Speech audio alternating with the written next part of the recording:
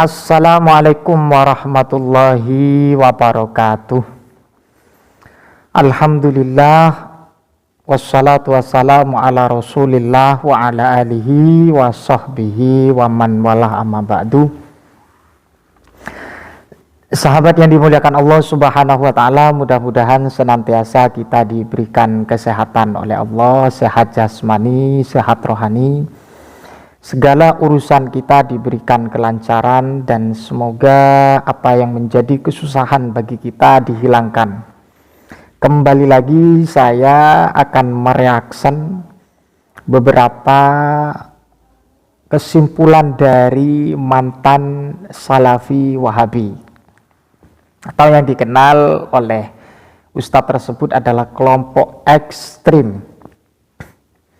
Tapi sebelumnya jangan lupa like, komen, dan subscribe, dan juga share sejauh mungkin agar video ini sampai kepada orang-orang yang menggaungkan masalah bid'ah dan sunnah, agar bisa mengikuti apa yang menjadi rujuk atau kembalinya kepada faham-faham ahlus sunnah wal jamaah.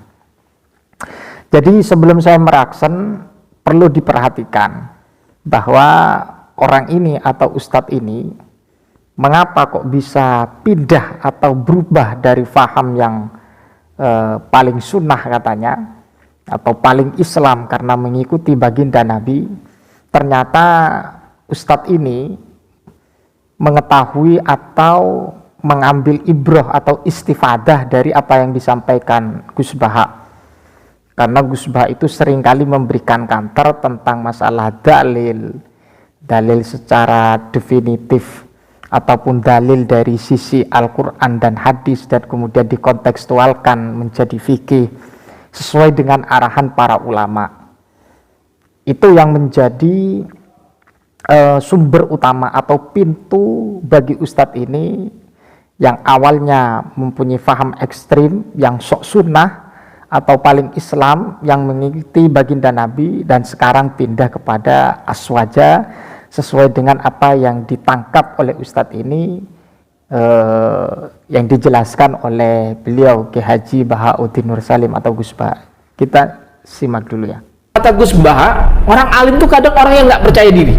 Nggak bisa, ini haram, ini masalahnya. Bagaimana, itulah kata Gus Baha, bagaimana dalam masalah sosial saya harus bersikap tegas gitu. Iya. Drama Korea haram, catur haram, itu ya. Iya. Mereka ini kelompok-kelompok ekstrim ini selalu menisbatkan diri mereka kepada Islam. Benar kan? Kelompok mereka ini seringkali menisbatkan dirinya paling Islam ya, atau paling mengikuti sunnah. Dikit-dikit haram, dikit-dikit bid'ah, kan seperti itu yang menjadi persoalan. Dikit-dikit mereka itu tidak mengikuti sunnah Nabi, tidak mengikuti anjuran Al-Quran. Jadi mereka itu memang paling benar lah, paling sunnah, sehingga meremehkan pekerjaan-pekerjaan atau amaliyah atau kesimpulan hukum yang dilakukan oleh para kiai yang notabene-nya faham ahlus sunnah wal jamaah. Lanjut terus. Siapa saja yang menyelisih mereka berarti menyelisih Islam. Iya. Barang siapa yang memerangi mereka berarti memerangi Islam. Abang lihat coba fenomena sekarang hari ini. Ini penting banget. Jadi yang menyelisihi mereka itu berarti menyelisihi Islam, menyelisihi agama. Jadi mereka itu yang memang paling benar. Ini yang dirasakan ustadz ini ketika terjerumus dalam faham ekstrim atau faham salafi atau faham wahabi, karena mereka tidak mau dikatakan wahabi. Tapi yang menjadi rujukan mereka itu ya memang dari ulama-ulama wahabi seperti bin Baz, Al-Utsaimin, Muhammad bin Abdul Wahab, dan juga yang lain. Ini kenyataan. Ini kenyataan, bukti nyata apa yang disampaikan ustadz ini, yang berkaitan apa yang menjadi faham-faham mereka, atau apa yang menjadi harokah-harokah mereka, atau yang menjadi statement-statement mereka yang berkaitan dengan agama, yang berkaitan dengan masalah akidah, yang berkaitan dengan masalah non-akidah, ataupun masalah khilafiyah juga ada. Dan seringkali memang mereka itu menggoreng masalah mukhtalafah, apa yang menjadi persoalan yang bersifat perbedaan antara para ulama. Ketika ada khilafiyah, mereka menggoreng dan juga mengklaim bahwa orang yang menyalahi mereka itu dikatakan tidak sesuai dengan ajaran Islam. Jadi kan seperti itu. Ini bukti nyata dan fakta yang disampaikan Ustadz ini.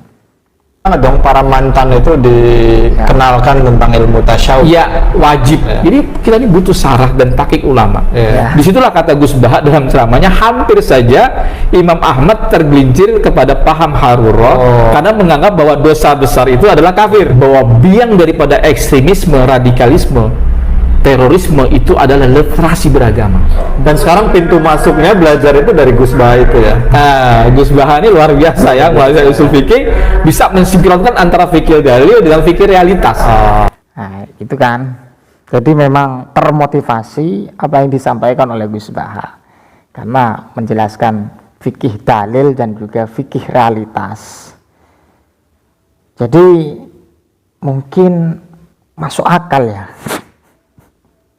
Masuk akal ketika memahami, ketika para ulama-ulama aswaja menjelaskan beberapa poin-poin, entah berkaitan dengan tahlil, kemudian berkaitan dengan maulid, berkaitan dengan ziarah kubur, berkaitan dengan hal-hal yang dibid'ahkan mereka, yang mungkin Ustadz ini jauh memandang bahwa yang lebih logis, yang masuk akal dan sesuai dengan dalil, baik dalil secara fikih dan dalil realitas, kata Ustadz itu ya lebih cocok kayak gitu. Sehingga Ustadz ini memberanikan diri untuk berpindah dari Wahabi menuju Ahlus Sunnah wal Jamaah. Jadi seperti itu. Ini bukan kata saya ya. Tapi setidaknya seperti itu. Karena di zaman saat ini sudah banyak dari kalangan mereka-mereka itu yang menggaung-gaungkan masalah sunnah, katanya menggaung-gaungkan masalah dalil Al-Quran, sehingga yang tidak sesuai dengan mereka, ya maksudnya tidak sesuai dengan mereka itu berlandaskan hadis secara teks, ya maka dikatakan bid'ah atau dikatakan sudah menyimpang. Ini fakta. Perlu bukti ya lihat saja di video-video saya itu banyak apa yang menjadi statement, mulai dari tahlilan, maulid, tawassul, ziarah kubur, apalagi.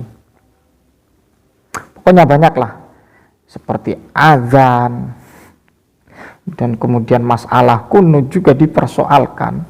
Dan apalagi ada kesimpulan itu dari mereka-mereka tentang masalah musafahah, bersalaman setelah sholat, tapi pegang HP bisa-bisa saja. Ini kan aneh.